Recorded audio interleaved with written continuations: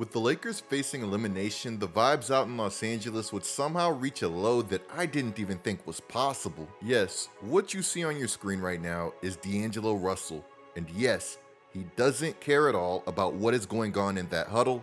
And the crazy thing is that he's not the only one, but he is the only one that is visibly showing it. We have to talk about the disaster that is occurring right before our eyes in Los Angeles. But first, I am proud to announce that I am partnering with Underdog Sports, my favorite place to play fantasy games. Guys, you have to check out Underdog's Pick'em game. It's so easy to play. You just pick 2 to 5 stats of your favorite players and choose whether they'll go higher or lower. It's a great way to be more invested in these already epic games, and you can 20 times your money by going 5 for 5. Sounds like fun, right? Download their app and sign up today using my code COOP to take advantage of their special offer while it lasts. When you sign up using my code, not only do you get your first deposit matched for up to $100, but for a limited time you also have access to a special projection. When Jokic scores more than 0.5 points today, this projection hits. Thank you, Underdog, for coming through and sponsoring today's content. Ahead of the Lakers playing game against the New Orleans Pelicans, some people were actually saying that this team should throw their game against the Pelicans to avoid playing Nikola Jokic and the Nuggets. If the Lakers had threw their playing game against the Pelicans, then there was a chance that they would find themselves matched up with the OKC Thunder in the first round, a team that they had already beat 3 times this season. Playing a team that you already beat 3 times this season surely beats playing a team that you hadn't beat since 2022. Now, while this sounds like a great idea, seeing as the Nuggets have had the Lakers number, and the Nuggets have a guy that is capable of doing this after 23 seconds of elite defense, there would still be one fatal flaw in this plan.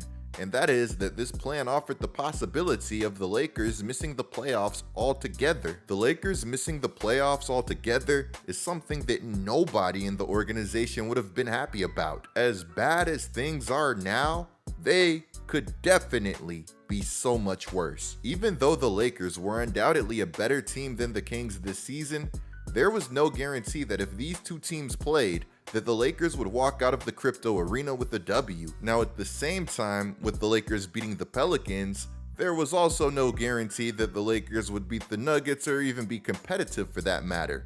But after the victory tour that Mike Malone went on last season, at the very least, this team would get a shot at revenge. And let me tell you that this team wanted revenge. For those of you who had forgot, Michael Malone was a straight savage last year after him and the Denver Nuggets sent the Lakers home. Let's go over some of the things that occurred last summer. Michael Malone would get introduced as the Lakers' daddy during the Nuggets championship parade. He would also troll LeBron's potential retirement, which of course got Bron heated. In fact, Bron would get so mad that he'd dedicate a whole IG post to what Mike Malone said. I don't even blame Bron. Getting trolled by a coach is probably where I would draw the line too. When I tell you guys that Michael Malone wasn't missing any opportunities to troll the Lakers last summer, that is not hyperbole. Michael Malone's rampant trolling would lead to Anthony Davis and LeBron James wanting revenge.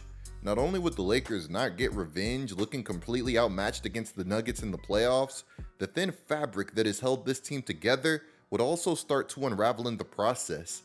Game 2, Anthony Davis, who has been constantly the subject of criticism throughout his time in LA, would go off, which would be a common theme for him in this series. But still, with Anthony Davis going off for 32 points and 11 rebounds in Game 2, the Lakers would still come up short, losing 101-99. Murray's got 12 here in the fourth. Defender falls. LeBron 3. Rebound by Porter. Denver with the timeout. We are tied. I love it. Don't call it. Tie ball game. Worst can happen. We go to overtime. Murray makes a move. Game's on. Look at AD. He's caught on the Nuggets bench as the Nuggets celebrate going up 2-0. Here, I felt terrible for AD because considering that he had no idea what was going on, he played a great game, only to have everything wiped away by a buzzer beater. You guys heard that correctly. Apparently AD and the rest of the team were lost during Game 2. After Game 2, AD would say that there are stretches where him and the rest of the Lakers team simply have no idea what they're doing on the basketball floor. How in the world are the Lakers supposed to beat the most cerebral player in the game in a 7-game series if they have no idea what they're doing on the basketball floor? The answer is simple. They aren't. Anthony Davis exposing the Lakers' lack of cohesion would be a terrible look for Lakers head coach Darvin Ham. Ham, understanding this, would say that AD's comments were nothing more than frustration and that he'd agree to disagree with AD. Ham would also say that this coaching staff prides itself on organization. AD saying what he said would put Ham in a no-win situation. No matter what this man said or didn't say, he was going to come out looking bad in some way, shape, or form. The question was, how bad was he going to look? And if you ask me, I'd say that he came out of this situation looking pretty bad, all things considered. You're sitting here telling me that you pride yourself on being organized while your star player is saying that him and the team are out on the floor just running back and forth. There's no other way to put it. That makes you look really, really bad. Mind you that this wasn't the first time that we've heard from a Lakers player this series something along the lines of the Lakers not having the right on-court synergy or preparation. After game 1, Rui would say that we've played them so many times in the last year that they know exactly what we do. How is it that the Nuggets know exactly what the Lakers are going to do, but the Lakers had no idea what the Nuggets were going to do? That falls on coaching. There's a reason that this team was able to go up 20 and then still find a way to lose to the Denver Nuggets in game 2. That isn't all on the players, and that is especially not all on the refs, regardless of how bad that they were. Sorry, Bron. And then I just saw what happened with the Sixers Knicks game too. What are we doing?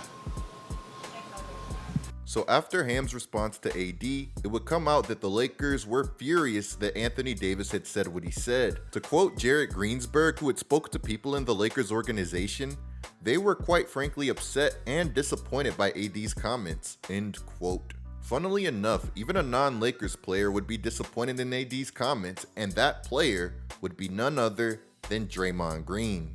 I already know what you guys are thinking, and yes, the same Draymond Green. So I can't believe that I'm going to do this.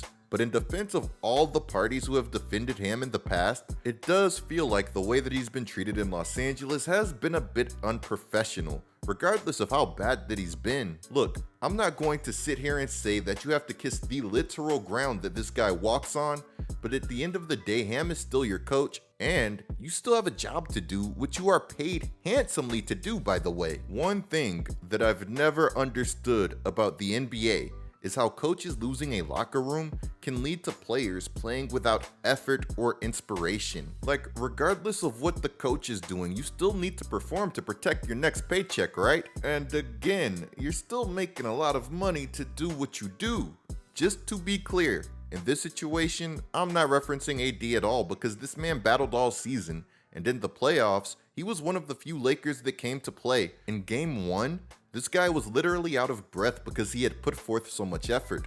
If anybody has earned the right to be frustrated, it's him. Guys, if you were the Lakers, would you be comfortable with Darvin Ham coaching your team next season? Or would you pull the plug on this whole mess with so many people frustrated with him? According to the people that Anthony Irwin has talked with, there's a chance that Ham could be back next season regardless of any first round exit. Now, of course, I don't have the sources that Anthony Irwin has, but I would personally say that there's no way that something like that happens, right?